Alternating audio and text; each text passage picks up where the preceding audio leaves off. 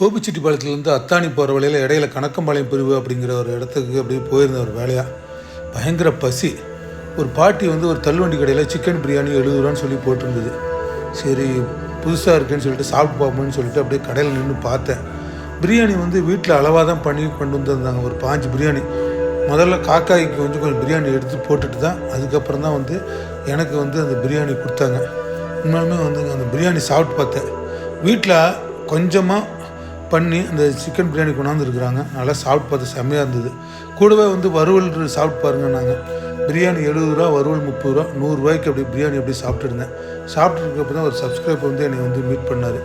சரி அவர் மீட் பண்ணிவிட்டு நல்லா ஒரு பிரியாணி வந்து நல்லா சாப்பிட்டு, நீங்களும் அந்த ஏரியா பக்கம் போனீங்கன்னா அந்த பாட்டியோட தள்ளுவண்டி கடையில் பிரியாணி சாப்பிட்டு பாருங்கள். நல்லா டேஸ்ட்டாக இருக்கும். ஒரு நல்ல ஒரு பிரியாணி சாப்பிட்ட திருப்தியில் அங்கேருந்து 2 வீலர் எடுத்துக்கிட்டு கோபிச்செட்டிப்பாளையம் அப்படியே கிளம்பிட்டேன்.